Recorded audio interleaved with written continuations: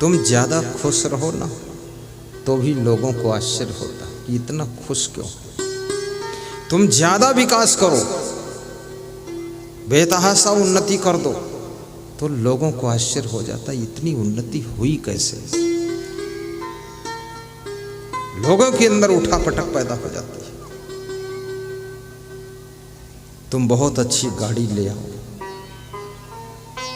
तुम्हें जानने वाले लोग डिस्कस करने लग जाते हैं कि इतनी बड़ी गाड़ी कैसे लाया। तुम बहुत अच्छा मकान बना दो, लोग विस्मय में पड़ जाते, चकाचौंध हो जाते, अरे इतना बड़ा मकान कैसे बनाया है, आखिर पैसा मिला कहां से। ये नहीं सोच रहे कि हमको पैसा मिला क्यों नहीं, मेरे पास है क्यों नहीं, मेरा मकान बना क्यों नहीं, ये चिंता नहीं। तुम्हारा क्यों बन गया है इस बात की चिंता ज्यादा है।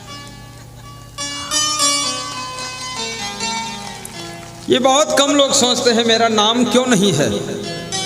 लोग ये सोचते हैं उसका नाम इतना क्यों हो रहा है। और फिर लोग क्या करते हैं, तुम्हारा नाम मिटाने के लिए मेहनत शुरू कर देते। अपना नाम पैदा हो इसके लिए मेहनत नहीं करते, और दूसरे का जो नाम मिटाने की कोशिश करता है वो स्वयं मिट जाता है, स्वयं मिट जाता है। जो दूसरों से ईर्ष्या करता है, जलन करता है, उसकी उन्नति और उसका विकास जलकर राख हो जाता है, जलकर राख हो जाता है। धनवान की निंदा करने वाले हमेशा धनहीन रहा करते हैं, विद्वान की निंदा करने वाले मूर्ख रहा करते हैं। याद रखना, सुखी लोगों की निंदा करने वाले लोग हमेशा दुख में डूबे रहा करते हैं। खूब निंदा करो, निंदा का फल मिलेगा। खिचड़ी पकाते रहो, चकई के चकधुम, मके के लावा, तिकड़ी के तिकड़म बनाते रहो।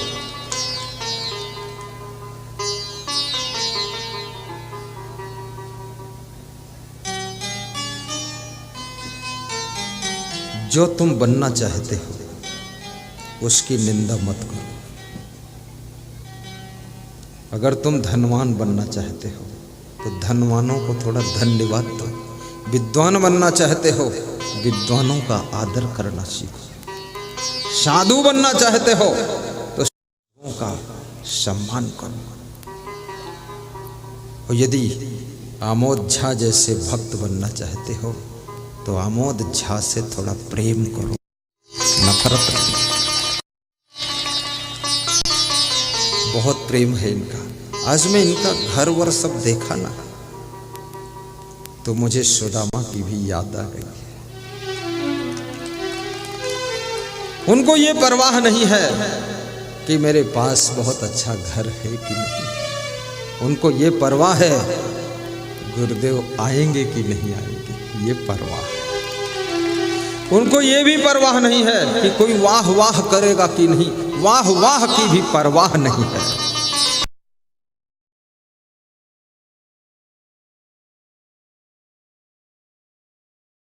ये नहीं, इस क्षेत्र के नर नारियों के लिए, पौड़ा ग्रामवासियों के लिए और बेगूसराय जिला, अनेक जिले के लोग गुरु का दर्शन पा जाए, सत्संग सुन लें। क्योंकि उन्होंने दर्शन तो बेगूसराय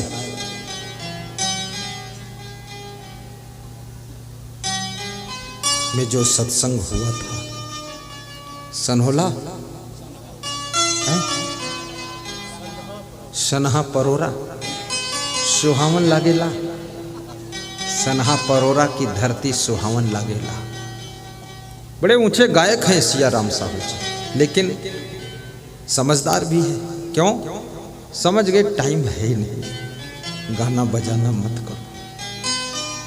कई लोगों की इच्छा थी, एक प्रोफेसर आए हैं, विकलांग है, दिव्यांग है, कुछ बोलना चाहते, मन मार के रह गए कि अब कल ही टाइम मिलेगा। वो सीता माता जी को थोड़ा टाइम दिया, वो बोलना नहीं चाहती थी, वो भी समझती थी टाइम नहीं। पर मैंने कहा 1 मिनट, मैंने कहा इतना बोल दो, श्रोताओं को धन्यवाद, गुरु जी को धन्यवाद, बोल दो गुरु जी से निवेदन, कथा शुरू कर दो। हमने इतना बता दिया उनको। हालांकि वो भी कथाकार ही है, पर हमने कहा बता देने कथाकार का कोई आकार तो पता ही नहीं, कितना बड़ा आकार हो जाए। बोलना शुरू कर 2 मिनट। जो लोग आज शेष रह गए कल उनको 2-2 मिनट का टाइम दे दिया जाए। मैं सबका सम्मान करता हूं, आदर है। तो वहां उस परोरा ना सन्हा परोरा की धरती पर सत्संग हुआ था। वहीं पर झा साहेब से मिलन हुआ मेरा, और झा साहेब ने कहा कि मेरे यहाँ आप आइए। तो मैंने कहा किस तरह से आऊँ, 1 घंटे के लिए आऊँ कि 2 दिन के लिए आऊँ? बोले 2-3 दिन के लिए आऊँ। तो मुझे लगा कि ये कैसे प्रोग्राम कर पाएंगे, लेकिन यहाँ आने के बाद लगा कि प्रोग्राम जब कहीं होता है प्रेम, श्रद्धा और निष्ठा से ही सफल होता है, और प्रोग्राम किसी चीज से सफल नहीं।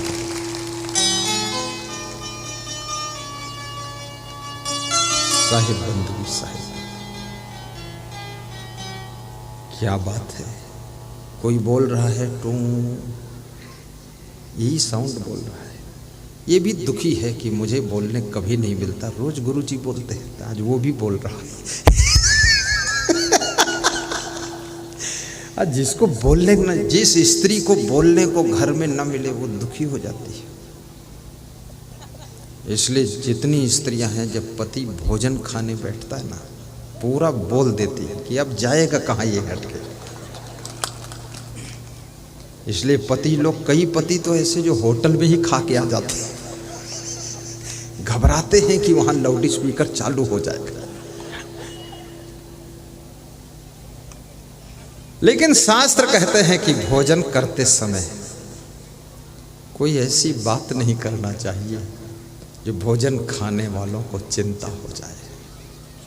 बस भोजन खाते समय तो प्रायः थोड़ा प्रवचन लगाइए, सुनिए बस।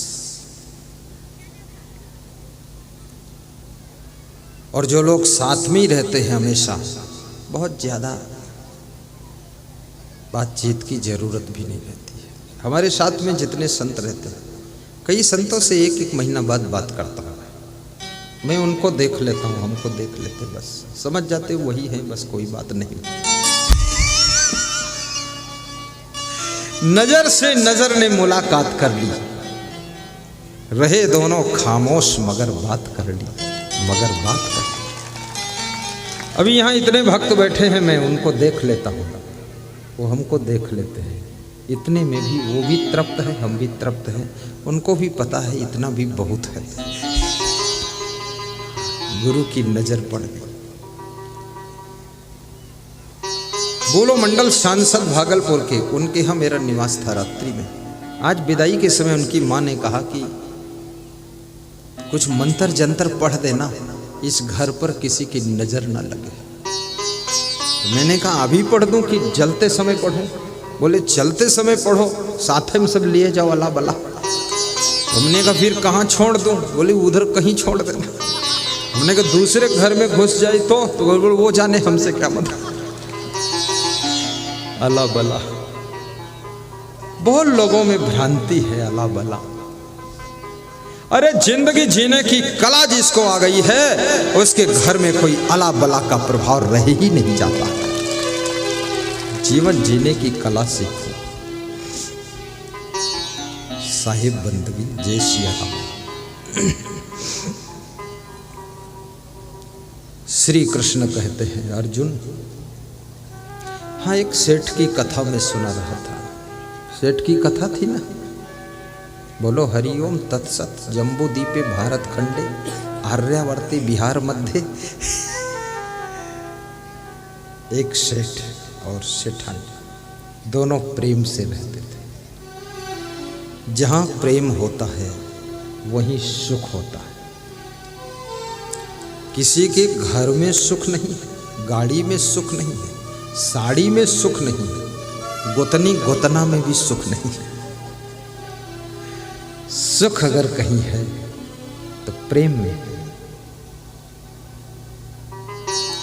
और जिस समय तुम किसी को प्रेम करते हो तुम भी सुखी हो जाते हो, और जिससे प्रेम करते हो वो भी प्रसन्न और सुखी हो जाता है।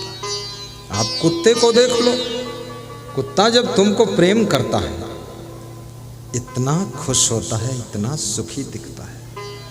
पहचान ज्यादा है कि नहीं कुछ पता नहीं कुत्ते को, लेकिन तुम अगर उसे पसंद आ गए तो तुम्हारे पैर चाट लेता है कि मालिक धन्य हो, और पसंद नहीं आए तो तुम्हारे पैर में थोड़ा काट लेता है। लेकिन जिस समय कुत्ता काटता है उस समय उसके अंदर प्रेम नहीं होता, क्रोध होता है। और जिस समय कुत्ता तुम्हें चाटता है कुत्ते में प्रेम भरा होता है, पूंछ हिलाता है, कान हिलाता है, उसका चेहरा बड़ा खुश दिखता है। इसलिए सुख चाहते हो प्रेम से जीना सीखो। प्रेम से जीना सीखना चाहते हो तो क्या करना पड़ेगा? समझदार बनो। ना समझ व्यक्ति कभी प्रेम से नहीं रह सकता है। समझदारी, विवेक को जागृत करो। और धन दौलत संपदा कमाने के साथ साथ सद्गुणों की संपदा भी कमाओ। तुम्हारे अंदर सद्गुण आने चाहिए। सद्गुण प्रेम को जन्म देते हैं, प्रेम की रक्षा करते हैं। दुर्गुण प्रेम को नष्ट कर देते हैं। जहां जहां दुर्गुण पनपते हैं वहां वहां प्रेम घटना शुरू हो जाता है। आपके बेटे में अगर दुर्गुण बढ़ रहे हैं तो माँ बाप का प्रेम बेटे से कम होना शुरू हो जाएगा, घटने लगेगा। और यदि बेटे में और पुतोहू में अच्छे अच्छे गुण बढ़ते चले जाए माँ बाप का प्रेम भी उनके प्रति बढ़ने लगता है।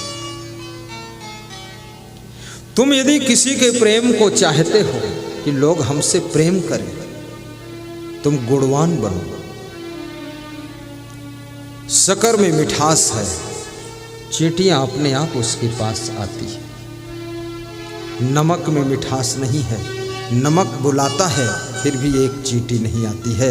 याद रखना, जहाँ गुण है वहाँ पर प्रेम अपने आप पैदा होता है और प्रेमी वहाँ इकट्ठे हो जाते हैं। गुणवान बनो। धनवान बनोगे तो सुविधा प्राप्त होगी, सामान प्राप्त होगा। गुणवान बनोगे प्रेम पैदा होगा। जहां प्रेम पैदा होगा वहां सुख पैदा होगा। और चरित्रवान बनोगे तो सम्मान प्राप्त होगा। विवेकवान बनोगे तो सुख प्राप्त होगा। विचारवान बनोगे तो सफलता प्राप्त होगी। विद्वान बनोगे तो योग्यता प्राप्त होगी और आपको विशेष स्थान प्राप्त होगा। महान बनोगे तुम्हारे प्रति लोगों की श्रद्धा बढ़ेगी।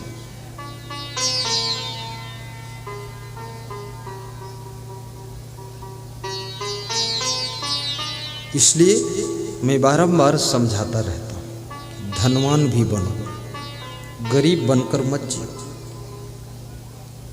गुरु से आशीर्वाद मांगो कि मुझे धनवान भी बनाओ, विद्वान भी बना दो। स्वामी विवेकानंद काली देवी के मंदिर में जब परमहंस रामकृष्ण की आज्ञा से जाते, नमस्कार करते हैं देवी को। रामकृष्ण परमहंस कहते हैं, हे विवेकानंद जाओ देवी से आशीर्वाद मांग लो। तो उन्होंने बाहर मंदिर के बाहर से सोच कर गए थे, धन मांगूंगा, दौलत मांगूंगा, मकान मांगूंगा। लेकिन जब अंदर गए बुद्धि बदल गई। क्या मांगा? हे देवी मुझे ज्ञान दो, भक्ति दो, वैराग्य दो, ब्रह्मचर्य दो, मुझे महान बना दो, गुणवान बना दो। जब निकल कर बाहर आए, रामकृष्ण परमहंस ने कहा क्या मांगा? बोले इरादा तो कुछ और मांगने का था, लेकिन अंदर जाकर बुद्धि बदल गई, क्या करूं? क्या मांगा? बोले बस ये मांगा कि मुझे गुणवान बना दो। अच्छा, और वैराग्यवान बना दो, चरित्रवान बना दो।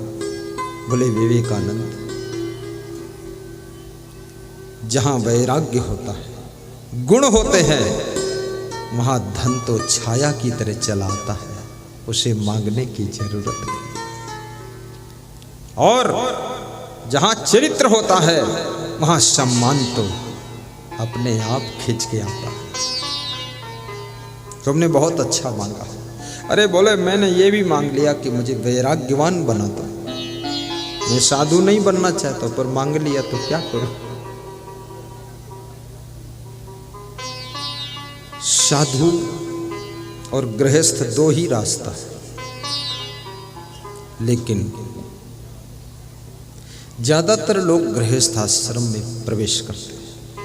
संत कोई बिरले बनता है, और संत बनना सुखदाई है, लेकिन संत जीवन में मन को पूरा पूरा कंट्रोल करना पड़ता है। ये केवल मन का खेल है और कुछ नहीं। मन को बस में करना। बस में क्या करना है? बस मन की चंचलता को समाप्त करना है। और जिसका मन बस में हो गया, चाहे किसी तरफ चला जाए, सुख ही सुख है, शांति ही शांति है। चाणक्य नीतिकार कहते हैं, मनयो मनुष्याणाम कारणम बंध मोक्ष, बंधाय विषया संगो मुक्तो निर्विषयम मना। मन का विषयों में आसक्त होना बंधन है, और मन का विषयों से उन्मुक्त होना ये मोक्ष है। सारा खेल तो मन का है।